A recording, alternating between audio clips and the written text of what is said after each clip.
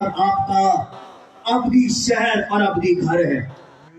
یسوع نے کہا تمہارا دل نہ گھبرائے، نہ پر ایمان رکھتے ہو مجھ پر بھی ایمان رکھو، میرے باپ کے گھر میں بہت سے مکان ہیں، نہ ہوتے تو میں تم سے کہہ دیتا، جاتا ہوں جگہ تیار کرتا ہوں، پھر واپس آؤں گا، آ کر تمہیں بھی اپنے ساتھ لے جاؤں گا۔ وہ میرے اور آپ کے لیے پھر دوبارہ یسوع مسیح اس دنیا میں دوبارہ واپس آنے والے ہیں۔ ایک دفعہ خدا کے کلام کا واقعہ ہے، یعنی آغاز ہمارا کمزور سے کمزور بھی ہو اور اس کا انجام بڑا زوردار ہونا چاہیے۔ کئیوں کا آغاز بڑا زوردار ہوتا ہے اور ان کا انجام جو ہے بڑا ہولناک ہوتا ہے۔ میں ساری باتیں تو نہیں لیکن ایک کی مثال دے دیتا ہوں۔ سلیمان بادشاہ کا آغاز بڑا زوردار تھا، پر اس کا انجام دیکھیے، ایسا ہولناک انجام ہوا کہ وہ اپنی روح بھی شاید نہیں بچا سکا۔ اس کا انجام بڑا ہولناک رہا۔ شاید ہمارا آغاز اتنا زبردست نہ رہے، لیکن ایمان یہ ہے، آمین، یسوع نے بہت سارے وعدے اس زمین پر کیے، بلکہ یہ بھی کہتا ہوں کہ یسوع نے دعوے بھی بڑے کیے، سچے ہیں، اور اس کے سارے دعوے حقیقت پر مبنی ہیں، اور اس نے زمین پر جو بھی دعویٰ کیا ہے، آسمان اور زمین تو ٹل سکتے ہیں لیکن اس کے منہ کا کلام کبھی بھی نہیں ٹل سکتا ہے۔ اور اس کے سارے دعووں میں ایک دعویٰ اس کا یہ بھی ہے، جیسے اس نے کہا دنیا کا نور میں ہوں، اس دعوے کا تو کوئی مد مقابل کوئی اور ہو نہیں سکتا۔ پھر اس نے یہ بھی دعویٰ کیا ہے کہ بھیڑوں کا اچھا چرواہا میں ہوں، اور چرواہا وہ جو بھیڑوں کو چھوڑ کر بھاگ نہ جائے، بلکہ چرواہا وہ جو بھیڑوں کے لیے اپنی جان دیتا ہے۔ یوحنا کی انجیل کے 10ویں باب میں یسوع نے غالباً یہ 4 بار یہ لفظ کہے کہ مزدور اپنی بھیڑوں کو دیکھ کر، جب بھیڑیا آتا ہے دیکھ کر اپنی بھیڑوں کو چھوڑ کر چلا جاتا ہے، اور جو چرواہا ہوتا ہے وہ کھڑا رہتا ہے، وہ ہر طوفان کا، آندھی کا مقابلہ کرتا ہے۔ اور یسوع نے کہا کوئی میری جان مجھ سے نہیں چھینتا۔ دنیا کے ساتھ تو حادثہ یہ پیش آتا ہے، یا تو ان کی جان لے لی جاتی ہے یا ان کی جان نکل جاتی ہے، پر نہ تو یسوع کی جان لی گئی ہے اور نہ اس کی جان نکلی ہے۔ وہ کیوں اس کی جان نکلے؟ بھائی اس لیے کہ وہ خود قیامت اور زندگی ہے، اور دنیا میں کبھی بھی تاریکی نور پر غالب نہیں آئی ہے، بلکہ نور جو ہے وہ تاریکی پر ہمیشہ غالب آیا ہے۔ موت تاریکی کی طرح ہے اور یسوع دنیا کا نور ہے۔ کسی نے کیا خوب کہا، موت اگرچہ کہ موت ہے، پر جب یسوع موت کی وادی میں گیا ہے، موت کو پھر موت آئی ہے۔ موت ایک ایسا کیڑا ہے، ایسا ڈنگ ہے جس نے سب کو کاٹا ہے، سب کو ڈسا ہے، اور یسوع وہ ہے جو موت پر بھی غالب آیا ہے۔ شاید دنیا کے لیے موت کوئی خطرناک چیز ہو سکتی ہے، پر یہ یاد رکھیے ہر ایماندار کے لیے جو اس زمین پر یسوع کو قبول کرتا ہے، اس کے لیے کوئی موت خطرناک چیز نہیں، بلکہ موت وہ ہے جو ایک دروازہ ہے جس میں سے داخل ہو کر وہ اپنے حقیقی خداوند کے پاس پہنچ جاتا ہے۔ آمین۔ بہت ساری چیزیں تھیں لیکن میں وقت کو سامنے رکھتے ہوئے 2 حوالے صرف آپ کے گوش گزار کروں گا مقدس یوحنا کی انجیل میں سے۔ 6 اس کا باب ہے، 35ویں اس کی آیت، روٹی دیتا ہے یسوع مسیح کا زندہ کلام ہے۔ یہ کلام بھی جو ہے یہ میری اور آپ کی زندگی کی روٹی ہے۔ جو فانی خوراک کھائیں گے وہ مر جائیں گے، پر جو کلام کی خوراک کھائے گا اگرچہ کہ وہ مر بھی جائے اللہ کا کلام کہتا ہے وہ پھر زندہ کیا جائے گا.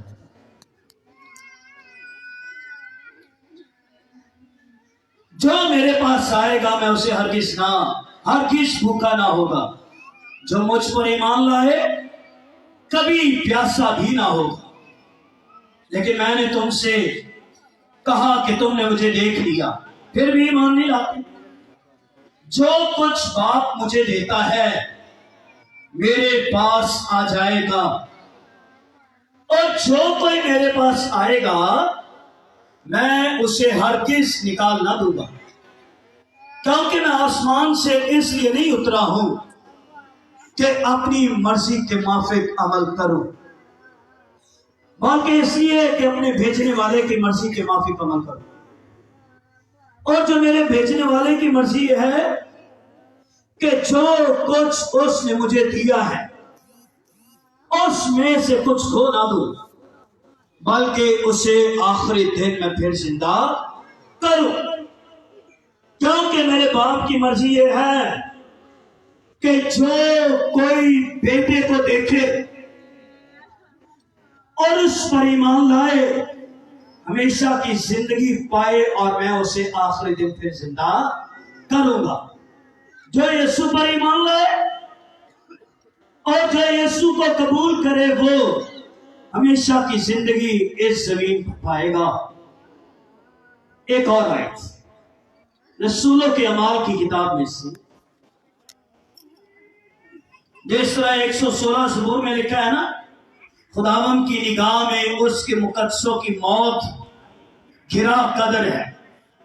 اب یہاں پر ایک شخص ہے جو شہید ہو رہا ہے اور اس کی موت دیکھیے خدا کی نظر میں کیسے گرا قدر ہے. 7واں باب اس کی 54 آیت. جب انہوں نے یہ باتیں سنی تو جھیلیں جل گئی اس پر دانت پیسنے لگے اسٹفنس پر. مگر اس نے روح القدس سے معمور ہو کر آسمان کی طرف غور سے نظر کی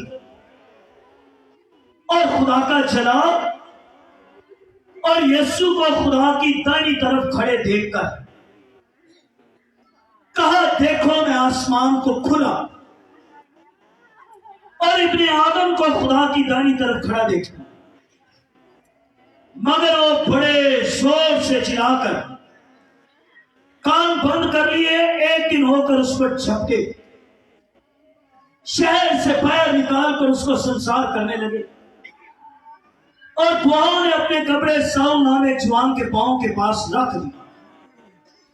بس یہ اسٹفنس کو سنسار کرتے رہے اور وہ یہ کہہ کر دعا کرتا رہا خداوند یسوع میری روح کو قبول کر.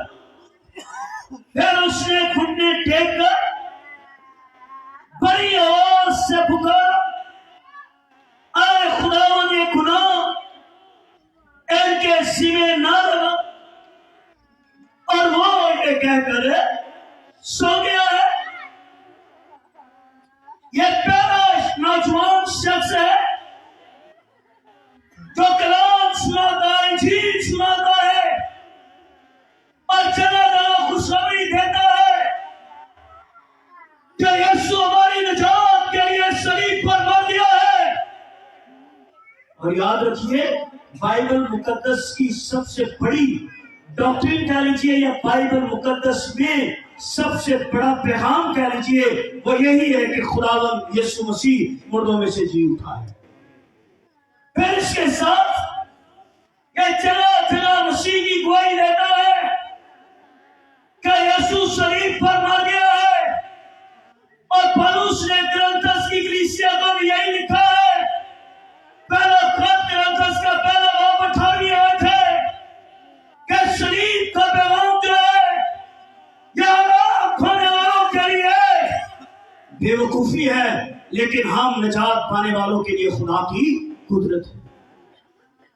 یسوع مرا صلیب پر پھر یسوع جی اٹھا اور لکھا یہ ہے جب یسوع جی اٹھا ہے تو پھر دوبارہ یسوع کبھی بھی مرنے کا نہیں۔ یہ نوجوان یہی پیغام ہے، اور یہ کہہ رہا ہے، یہ کیا پیغام دے رہا ہے کہ یسوع جی اٹھا ہے، قبر خالی ہے۔ ایک منصوبہ بنایا گیا اسے سنسار کرنے کا، اور سب نے پتھر لیے اور اسے سنسار کیا۔ آج بھی مقدسین اور ایمانداروں کو اس دنیا میں اسی طرح کی چیزوں کا سامنا کرنا پڑتا ہے۔ شاید کوئی سچ مچ کے پتھر تو آج کوئی نہ مارے، لیکن کئی بار ایسے لگتا ہے جو باتیں ہیں وہ پتھروں سے بھی زیادہ زخمی کرتی، اور اسے مارا جا رہا ہے، اس پر سنسار کیا جا رہا ہے۔